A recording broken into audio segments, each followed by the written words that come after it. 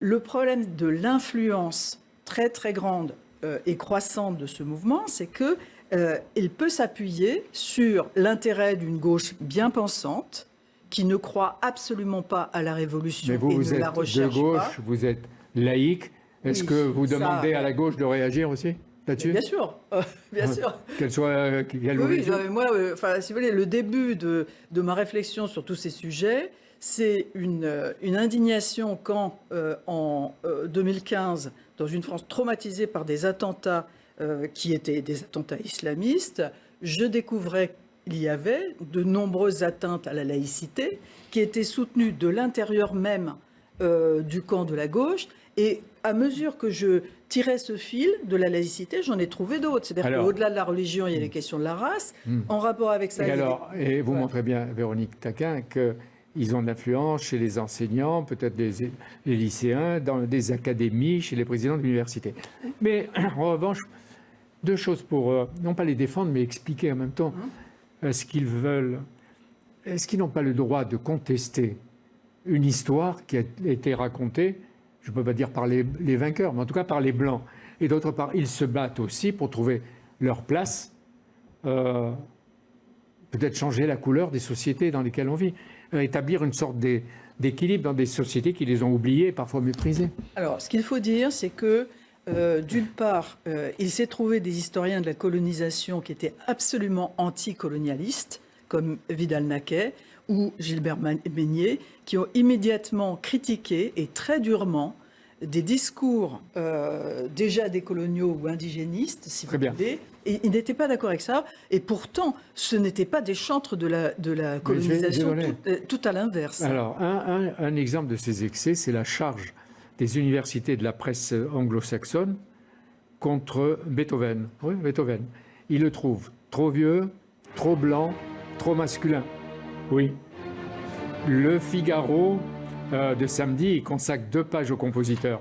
Et on y dit « La musique classique a été créée avec l'exclusion des non-blancs ». Et une citation « Les hommes blancs ont fait de ces symphonies-là, la 5e et toutes les autres, un symbole de leur supériorité ». Alors, réponse, écoutez donc Fidelio, c'est le seul opéra que je connaisse au XIXe siècle dont le livret soit féministe. Au passage, c'est du romantisme magnifique, c'est l'histoire d'une femme qui va sauver son fiancé en se travestissant. C'est pas du féminisme, disent-ils. Et Beethoven, honnêtement, Beethoven a toujours une réputation d'être de féministe, d'antinationalisme. Et on l'entend encore pour la 9e symphonie, on le met à toutes les sauces dès qu'on veut défendre le principe de l'Europe, de la paix, de la réconciliation et de la résistance. J'ai envie de dire attention à Mozart, à Verdi et à Molière et à tant d'autres modèles universels, de culture universelle. Mais alors, là, vous nous alertez. Mais il y a dans cet observatoire, donc la vigilance, etc., mais un appel au président de la République.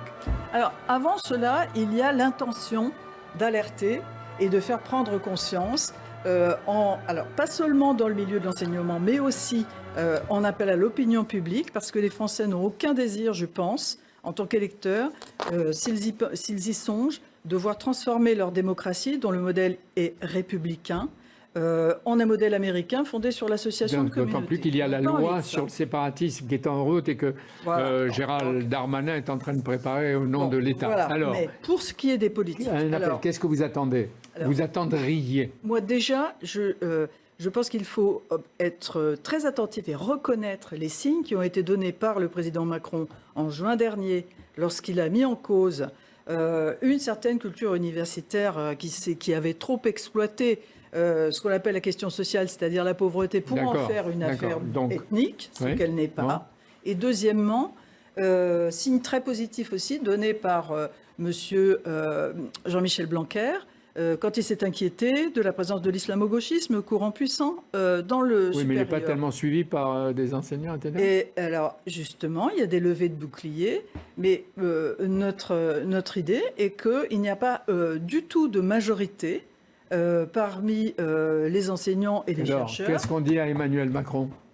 eh bien, de rester vigilant lui-même. Et moi, je n'ai pas à lui dire ce qu'il doit faire. Et si vous voulez... non, il est grand. Je dis que nous avons besoin de cette responsabilité politique. Le but étant, si vous voulez, de ne pas nous mettre dans une situation à l'américaine où arriveraient des choses aussi absurdes que celles qui se sont produites dans le collège, il s'appelle Evergreen State College, où on a été obligé de faire entrer la police dans... donc, voilà. Donc ne pas se mettre dans cette situation, ce serait déjà une bonne idée. C'est un appel à la vigilance républicaine. Oui. Et l'observatoire, votre observatoire est ouvert aux étudiants et aux profs qui s'y intéressent. Et en tout cas, ouvrons les yeux, donnons-leur la parole, sachant en même temps d'où ils viennent, mais en même temps, voyons les dangers ou les menaces pour la démocratie ou la République. Il faut bien comprendre que pour lutter contre les discriminations sexistes et les discriminations racistes, il ne faut pas s'y prendre comme ça. C'est ça le problème. Il y a aussi toutes les politiques sociales et de la vigilance. Il ne faut pas le prendre comme ça. Merci d'être venu. C'est Véronique Taquin, votre première télé. Bon, oui, bien sûr. Bon, alors, merci à vous d'avoir ouvert cette diffusion parce que nous avons besoin de visibilité. Voilà. Et la presse, là, joue un rôle absolument essentiel. Merci au point. Merci à vous. Merci à CNews. Nous sommes là tous ensemble. J'ai envie de vous dire bonne soirée à la maison. Prochain rendez-vous dimanche prochain à 19h pour un prochain repère. Merci à vous tous.